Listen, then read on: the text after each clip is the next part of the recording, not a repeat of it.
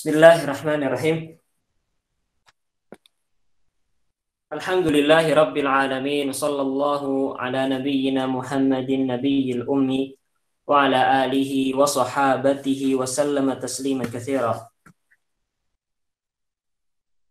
Rabbi shrah li sadri wa yassir li amri wa hlul 'uqdatan min lisani yafqahu qawli. Allahumma ya muallima Ibrahim 'allimna wa ya mufahhima Sulaiman fahhimna. Allahumma 'allimna ma yanfa'una wanfa'na bima 'allamtana wa zidna 'ilman ya arhamar rahimin. Uhayyikum bi tahiyyatil Islam. Assalamualaikum warahmatullahi wabarakatuh. Alhamdulillah, puja dan puji syukur kehadirat Allah Subhanahu wa taala yang telah memberikan kita begitu banyak nikmat. Nikmat iman, nikmat sehat, nikmat ukhuwah, nikmat taufik, sehingga Allah Subhanahu wa taala menggerakkan kita dari berbagai macam kegiatan yang banyak dilakukan oleh orang lain pada siang hari ini, seperti tidur ya, atau bermain game atau hal-hal yang lainnya. Tapi Allah Subhanahu wa taala menggerakkan kita untuk akhirnya menyisihkan waktu duduk ya untuk sama-sama belajar ilmu syar'i, yang mana Allah Subhanahu wa taala ya memuji orang-orang yang berilmu pengetahuan ya, sebagaimana firman Allah, innama yakhsyallaha min ibadihil ulama, sesungguhnya orang yang paling takut, paling khusyuk kepada Allah Subhanahu wa taala adalah orang-orang yang berilmu.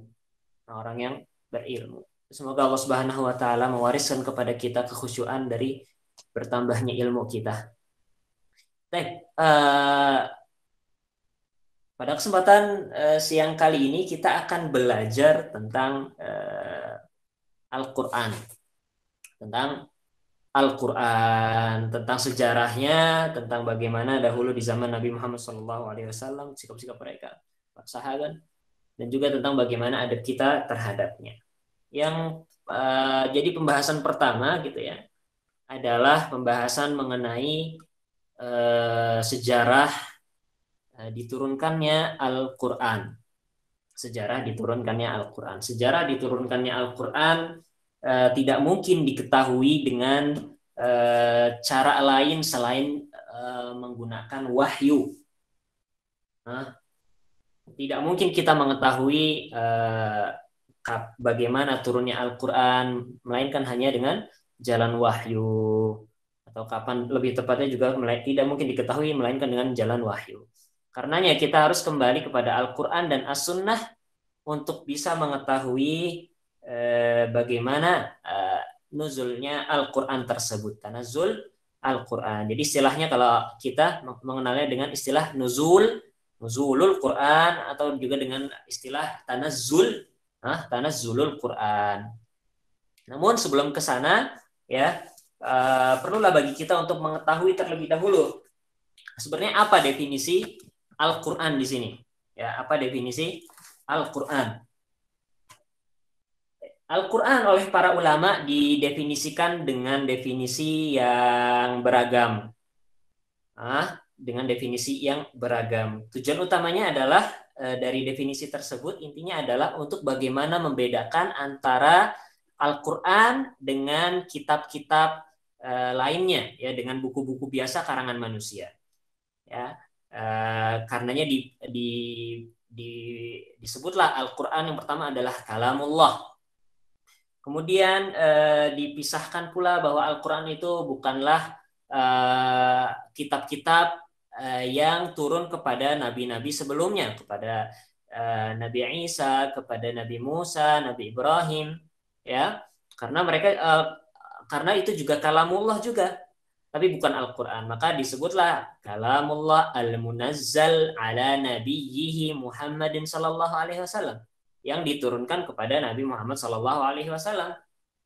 Nah, namun kalamullah yang turun kepada Nabi Muhammad sallallahu alaihi wasallam itu bisa berupa hadis qudsi, bisa berupa hadis nabawi, macam-macam sehingga dipisahkannya lagi dengan apa?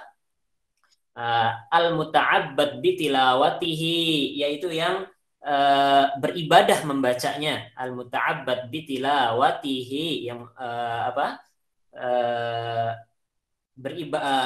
mendapatkan pahala bagi orang yang membacanya.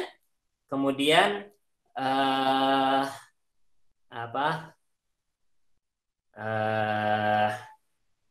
ya satu lagi adalah yang diriwayatkan dengan jalur yang mutawatir,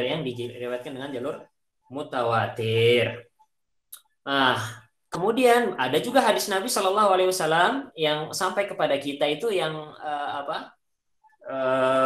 sampai juga dengan cara yang mutawatir. Maka untuk membedakannya adalah al-maktub fil masahif, al-muftatah bil Fatihah wal mukhtatam bi suratin Nas, yaitu yang tertulis di mushaf yang yang diawali dengan surat Al-Fatihah, yang diakhiri dengan surat An-Nas. Ini adalah definisi tentang Al-Qur'an. Iya, sebentar.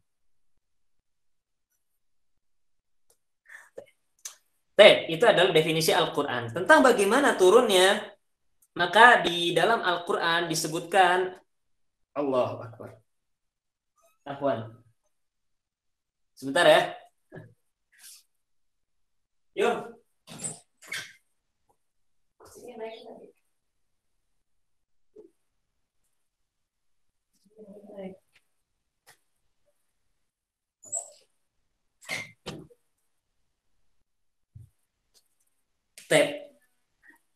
Itu tadi adalah definisi Al-Qur'an. Tentang lalu bagaimana atau kapan turunnya Al-Qur'an itu? Kapan turunnya Al-Qur'an? Ada beberapa ayat di dalam Al-Qur'an yang berbicara tentang turunnya Al-Qur'an. Oke, yang pertama adalah firman Allah Subhanahu wa taala di dalam surat Al-Baqarah. Allah Subhanahu wa taala berfirman, "Syahrul Ramadhan alladzi unzila fihil Qur'an hudal linnasi wa bayyinatin minal huda wal furqan." Bulan Ramadan adalah bulan yang diturunkan kepadanya Al-Qur'an. Syahrul Ramadhan alladzi unzila, ingat, unzila fihil Qur'an. Itu yang diturunkan padanya Al-Qur'an. Ini ayat pertama. Oh, berarti Al-Qur'an turun di bulan Ramadan. Kedua, kapan di bulan Ramadannya kapan? Allah Subhanahu wa taala berfirman di dalam surat Ad-Dukhan, inna anzalnahu fi lailatin mubarakah. Sesungguhnya kami turunkan inna anzalnahu. Ini adalah Al-Qur'an. Domirnya, kata gantinya ini merujuk kepada Al-Qur'an. Sesungguhnya kami menurunkan Al-Qur'an pada malam yang penuh dengan keberkahan. Malam yang dipenuhi dengan keberkahan. Malam apa? Ternyata malam yang penuh berkah, malam yang di bulan Ramadan. Kemudian malam apakah ini? Inna anzalnahu fi lailatul qadar. Sesungguhnya kami turunkan. Iya, apa itu inna anzalnahu? Hu-nya di sini apa? Al-Qur'an. Kami turunkan Al-Qur'an di malam Lailatul Qadar. Sehingga Al-Qur'an itu diturunkan pada Lailatul Qadar yang penuh berkah di bulan Ramadan. Di bulan Ramadan. Lalu di sini terjadi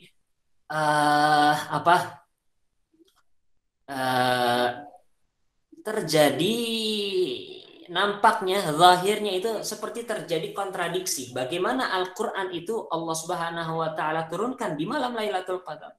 Tapi nyatanya kalau kita melihat kepada sejarah, kepada tarikh Nabi Muhammad SAW, kepada sirah beliau, kita dapati bulan Ramadan itu bukan hanya di bulan Ramadan. Turunnya Al-Quran bukan hanya di bulan Ramadan. Ia turun di bulan Syawal, ia turun di bulan Dzulqa'dah, Dzulhijjah, Muharram, dan seterusnya. Macam-macam. Lalu bagaimana sedangkan Allah Subhanahu wa taala mengatakan inna syahrul Ramadhan alladzi unzila fihil Qur'an. Maka atas perbedaan ini para ulama terbagi menjadi 3 pendapat. terbagi menjadi 3 pendapat, bahkan dikatakan terjadi menjadi 4 pendapat. Pendapat pertama ya adalah pendapat daripada Ibnu Abbas radhiyallahu anhu, di mana pendapat beliau ya mengatakan bahwa Al-Qur'an diturunkan ya jumlatan wahidah, yaitu secara lengkap ya pada satu malam, yaitu pada malam yang dirujuk oleh 3 ayat yang barusan disebutkan, yaitu 3 ayat tadi. Ya. Jadi Al-Qur'an itu diturunkan pada Lailatul Qadar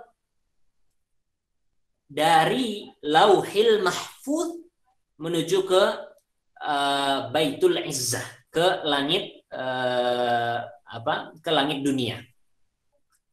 Kemudian setelah itu diturunkan ya secara berangsur-angsur selama 23 tahun. Ini adalah pendapat pertama. Dalilnya apa? Dalilnya adalah kita kumpulkan asar-asar dari Ibnu Abbas. Ya, kita tahu bahwa Ibnu Abbas adalah turjuman Al-Quran. Ya.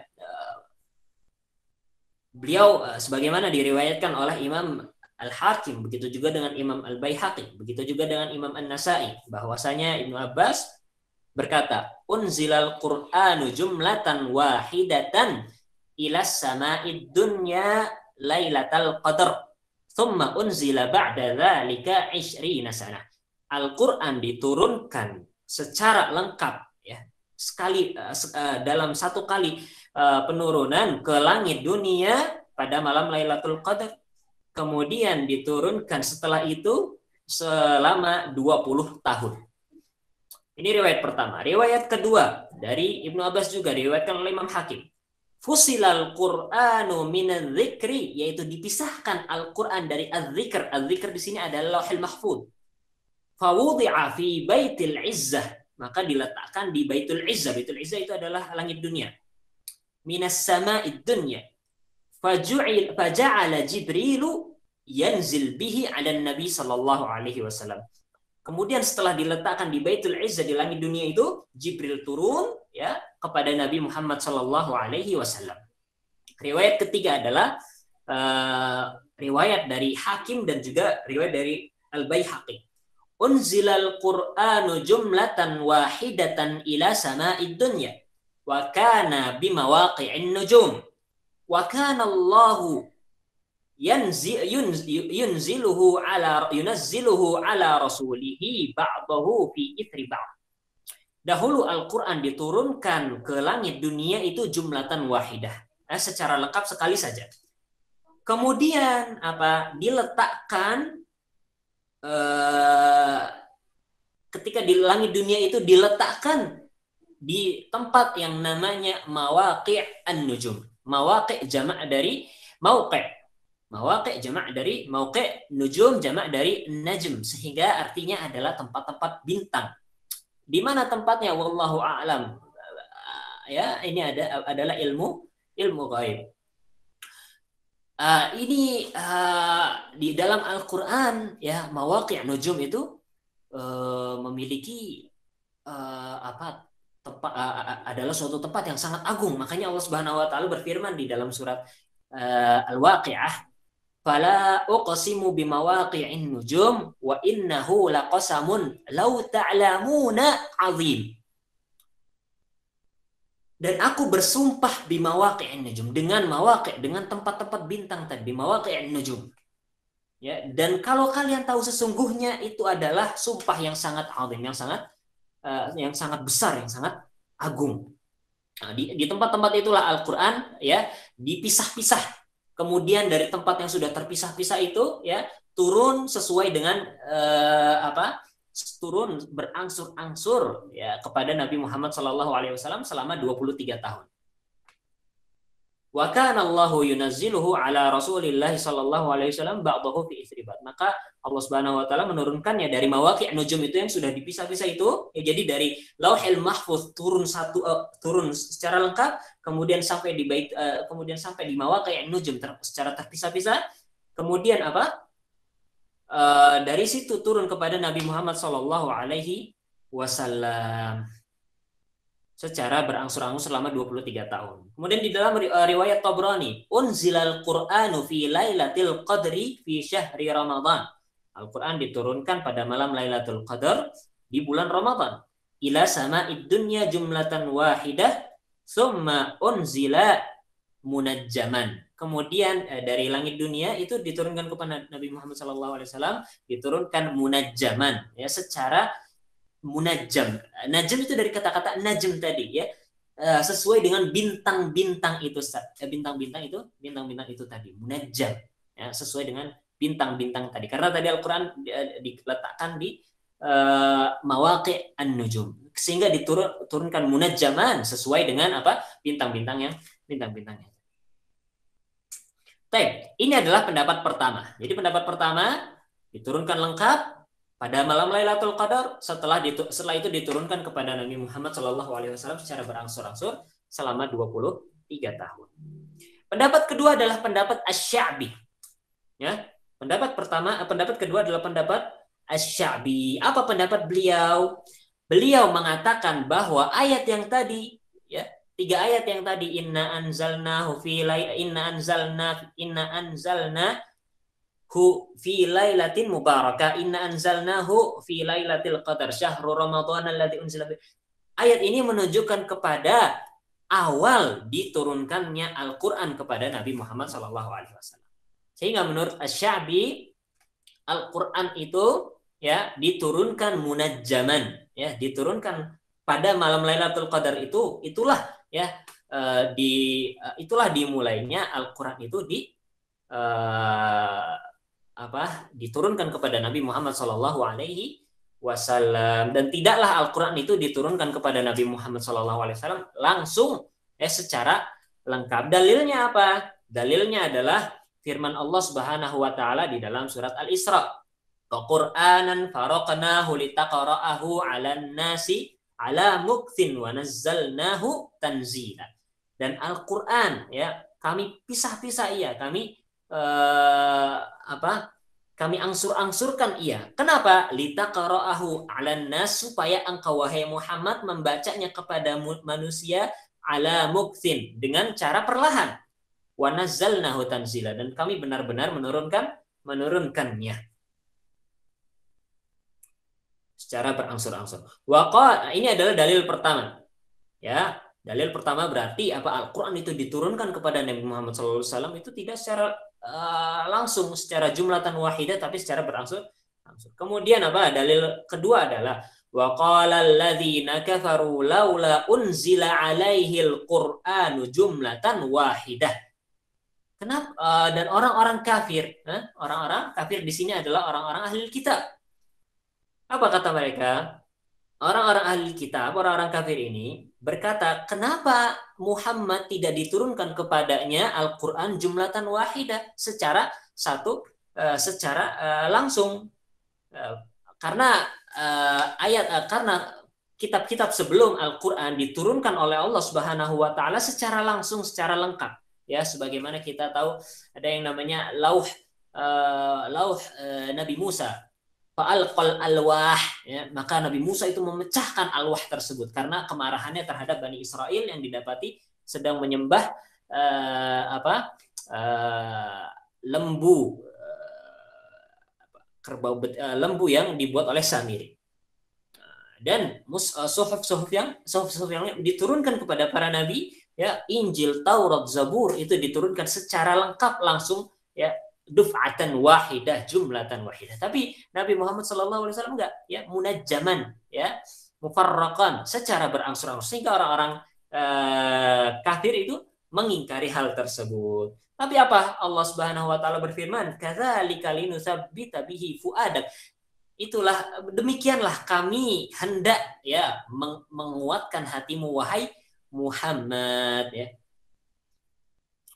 Warattalnahu tartila. Kemudian apa? Dalil ketiga adalah dalil akli. Dalil akli.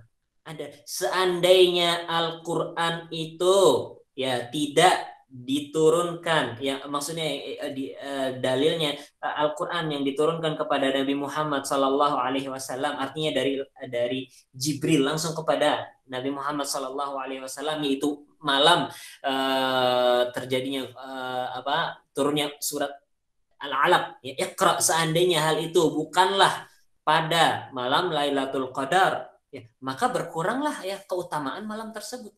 Manusia tidak bisa merasakan keutamaan malam tersebut. Justru karena malam itu diturunkan kepada Nabi Muhammad, ya, sehingga malam Lailatul Qadar menjadi begitu mulia, bulan Ramadan menjadi begitu mulia. Ini adalah dalil mereka. Kemudian dan juga hadis turunnya wahyu, hadis Jibril. Kalau kita melihat kepada Sahih Bukhari, di awal-awal itu ada ada kitab Badul Wahyi, kitab Badul Wahyi. Nah, dimulainya wahyu. Dalil seperti apa bunyinya? Adalah ya diriwayatkan oleh Aisyah radhiyallahu anha, yaitu saat itu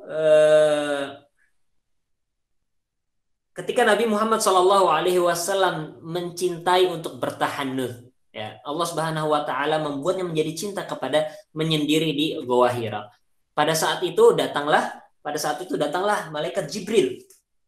Pada saat itu datanglah malaikat Jibril lalu memerintahkan Nabi Muhammad SAW untuk membaca Iqra. Maka Nabi Muhammad menjawab, ma ana biqari, aku nggak bisa membaca. Iqra ma ana biqari, 3 kali, ya. Dan di setiap diperintahkan, ya, Nabi Muhammad SAW dipeluk, ya, sampai merasakan kesakitan. Sampai akhirnya Nabi Muhammad SAW ya diperintahkan untuk membaca Iqra bismi rabbikal ladzi khalaq sampai malam ya'lam, sampai malam ya'lam. Nah, para ulama menjelaskan bahwa Nabi Muhammad Shallallahu Alaihi Wasallam mencintai bertahannuts itu dimulai sejak ya bulan Rabiul Awal. Sejak bulan Rabiul Awal, yaitu semenjak kelahiran beliau Shallallahu Alaihi Wasallam, sehingga jarak dari situ sampai dan Nabi Muhammad Shallallahu Alaihi Wasallam dijelaskan bahwa beliau bertahannuts itu selama 6 bulan, ya, karena beliau sudah memulai tahannuts itu sekitar 3 tahun. Jadi 3 tahun sebelum kenabian itu beliau bertahannuts. Tahun pertama itu di setiap bulan, tahun kedua di setiap bulan, tahun ketiganya beliau ya secara 6 bulan berturut-turut itu beliau melakukan tahannuts. Nah, sehingga pada bulan yang ke-6, berarti tepatnya di bulan Ramadan itu, malaikat Jibril turunlah ke situ untuk mewahyukan kepada Nabi Muhammad Shallallahu Alaihi Wasallam. Ya, sehingga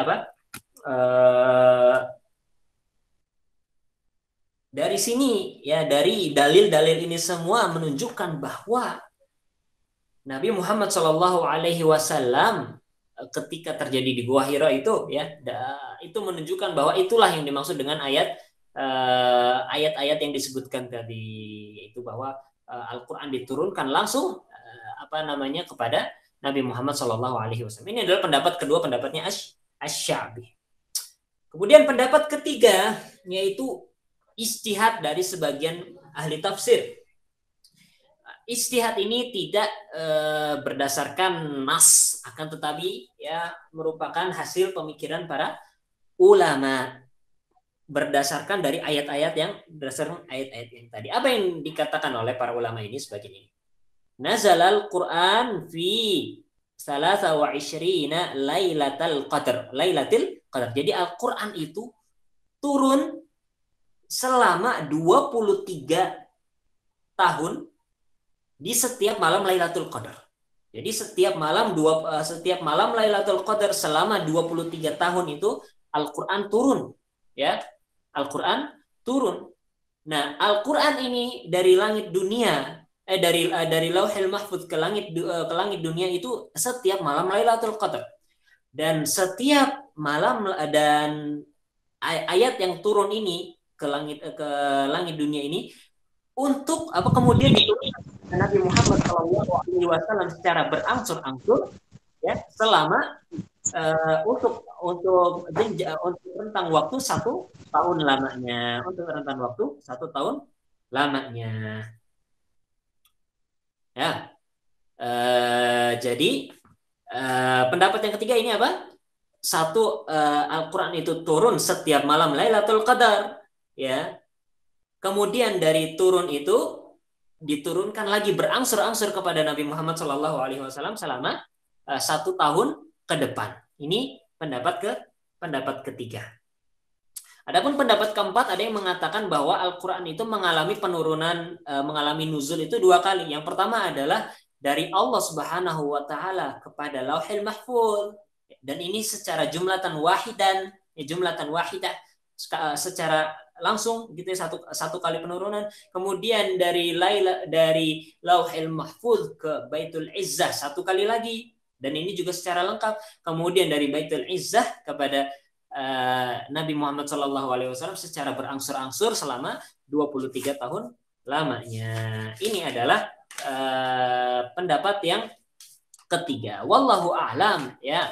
Pendapat jumhur ulama itu adalah pendapat yang mengatakan bahwa Al-Quran itu diturunkan kepada langit dunia secara langsung jumlatan wahidah, kemudian dari situ diturunkan kepada Nabi Muhammad SAW secara berangsur-angsur, sehingga yang dimaksud dengan ayat inna anzalnahu fi lailatul qadr ya, itu maksudnya adalah turunnya dari Lauhil Mahfuz kepada Baitul Izzah. Begitu juga dengan syahrul Ramadan dan seterusnya, dan juga inna anzalnahu fi lailatin mubarakah, itu menunjukkan kepada turunnya Al-Quran dari Lauhil Mahfuz ke Baitul Izzah. Namun kalau kita perhatikan ternyata tidak ada kontradiksi antara pendapat dari Ibnu Abbas ini dengan pendapatnya Asy-Sya'bi.